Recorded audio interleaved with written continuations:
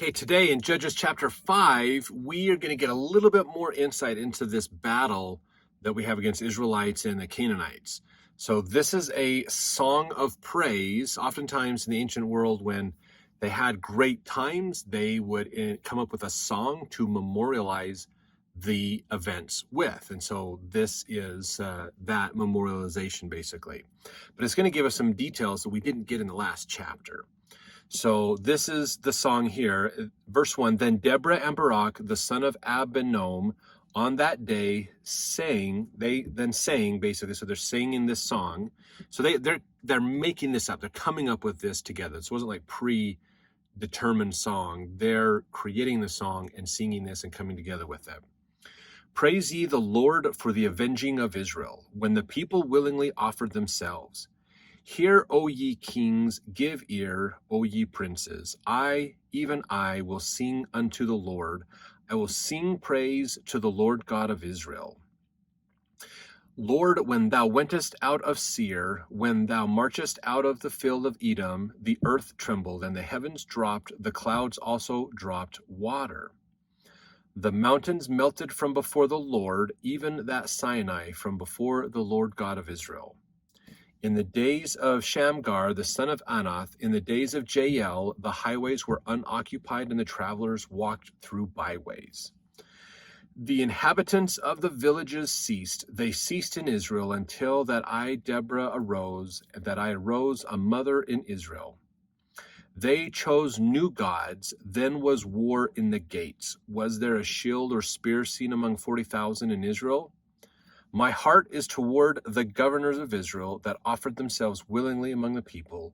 Blessed ye the Lord. So this is, again, just kind of talking about what are some of the conditions, what are things that happen here. Deborah, who's a mother in Israel, rose up. She was the one that had to kind of help Israel out. Why? Because Israel chose new gods. They got rid of the God and they went for idols, other gods. And then war was at the gates, the destruction of their people, and they weren't prepared for it. It says there, was there a shield or spear seen among 40,000 Israel? They weren't prepared. They weren't ready to defend themselves. They were caught completely off guard. They were not being prepared. Verse 10, speak ye that ride on white asses, ye that sit in judgment and walk by the way. The Hebrew meaning on this is a little uncertain, or probably talking about like rich cloths, things that are expensive linens, things like that, basically. Verse 11, they that are delivered from the noise of archers in the places of drawing water, there shall they rehearse the righteous acts of the Lord, even the righteous acts toward the inhabitants of his villages in Israel. Then shall the people of the Lord go down to the gates. So in Hebrew, another interpretation of that verse is, by the voices of archers down among the watering places, there they rehearsed the righteousness of Jehovah, even the righteousness of his rulers in Israel. Then the people of the Lord went down to the gates. So this is kind of getting into the idea of if you are delivered from the noise of archers in the places of drawing water. Now, where do you draw water from? A well. Who drew the water from the well? Women drew the water from the well. And so if you can hear archers, basically, you're very close to the battle. You are almost in the middle of things if you can hear archers shooting. Basically, as you're trying to go about your daily life and is being disrupted by war, basically. But it says, these are the places where you will rehearse and remember as you gather who it was that helped you. And it was God that helped you and what he did to help you, basically.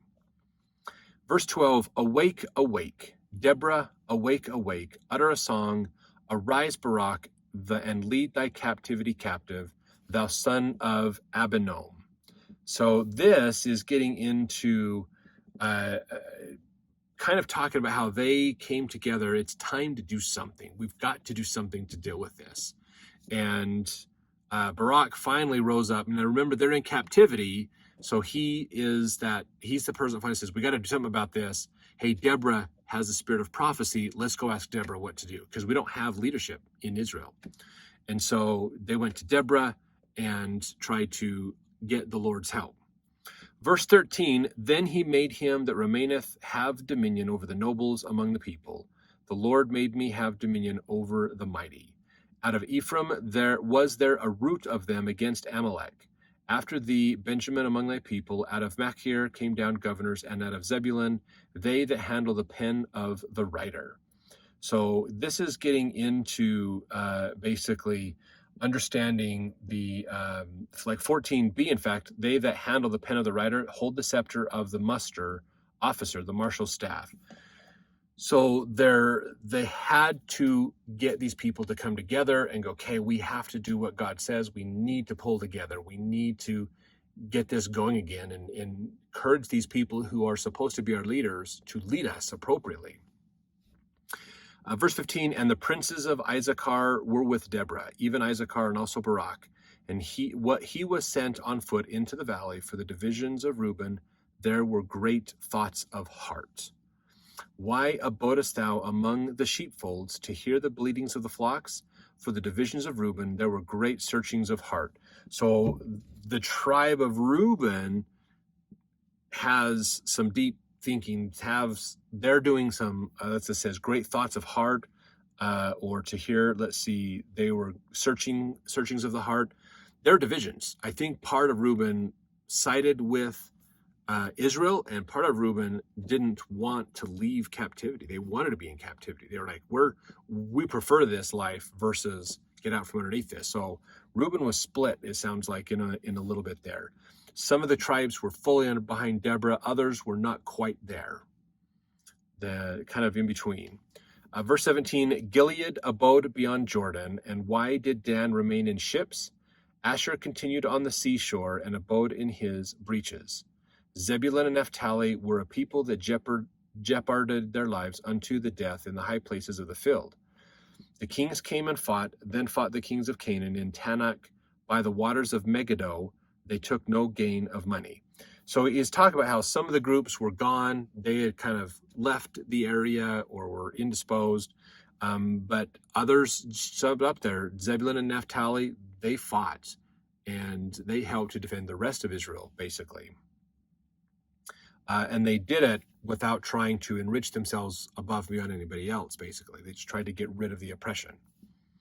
Verse 20, they fought from heaven, the stars in their courses fought against Sisera. So talking about how God was on the side of Israel, and it would feel as if natural forces, the universe was against Sisera and against the Canaanite army, basically. In fact, verse 21 gives some proof of this. The river of Kishon swept them away, that ancient river, the river Kishon. O my soul, thou hast trodden down strength. So when we look at this, this is something that comes out of the Old Testament student manual that I want to read about this. The river Kishon flows in a northwest direction through the Jezreel Valley until it empties into the Mediterranean Sea near present-day Haifa. Because the land is quite flat, the river is usually not much more than a sluggish stream. In times of unusually hard rains, however, it may overflow its banks and flood the surrounding land, making it marshy and nearly impassable. The Song of Deborah seems to suggest that such an unexpected downpour, accompanied by thunder and lightning, suddenly struck the area.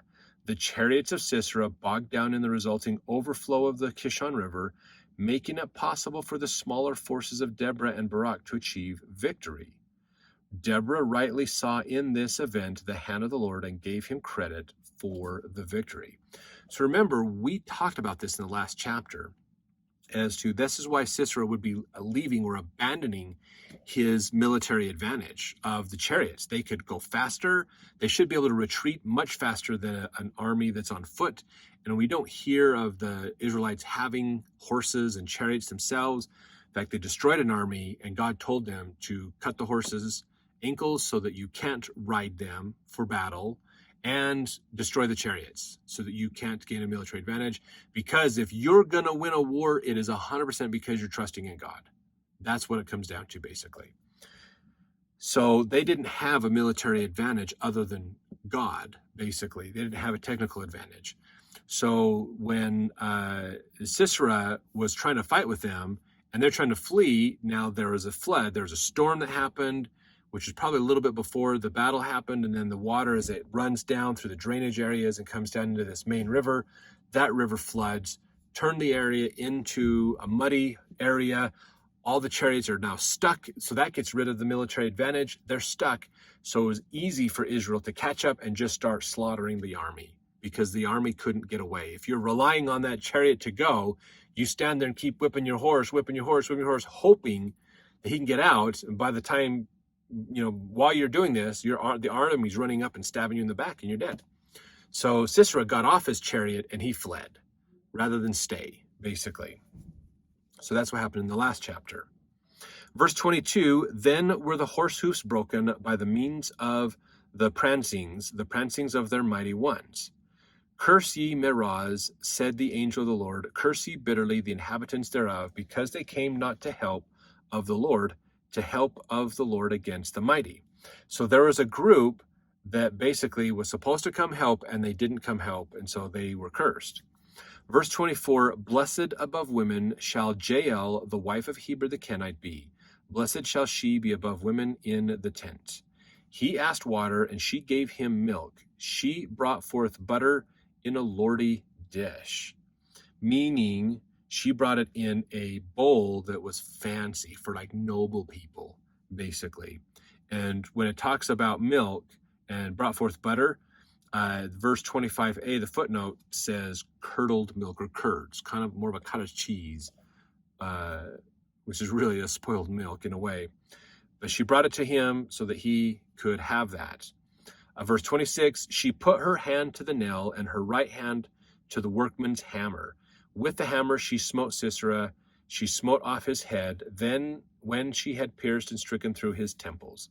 So it says in there, so she actually beheaded him, and then when she had gone through his temples, basically took off his head. At her feet he bowed, he fell, he lay down. At her feet he bowed, he fell. Where he bowed, there he fell down dead. So it sounds like maybe she came in, hit him, tried to do it, and he's like, oh, what's going on? And tried to fight, but she forced it through and got him, basically. And then he tried to get up and deal with it and couldn't. Verse 28, the mother of Sisera looked out at a window and cried through the lattice, why is his chariot so long in coming? Why tarry the wheels of his chariots? Her wise ladies answered her, yea, she returned answer to herself. Have they not sped? Have they not divided the prey? To every man a damsel or two. To Sisera a prey of diverse colors, a prey of diverse colors of needlework, on both sides, meat for the necks of them that take the spoil. So basically they're going, are they not? She's like, why aren't they back yet? Why don't they have the spoils brought back yet? So let thine enemies perish, O Lord, but let them that love him be as the sun when he goeth forth in his might. And the land had rest 40 years. So this is the song that commemorates what happened. This is a very common tradition to have these songs out there, have some liturgy around great events to memorialize them and help make it easier for people to remember them. And then, of course, it says the land rested for 40 years, so war subsided. 40 years of peace is nice. That's a really great time to have peace. So thanks for watching and following along with us. Let's jump into the next chapter to learn about the next set of challenges that Israel faces as they're trying to learn to be better, but not doing a good job of it.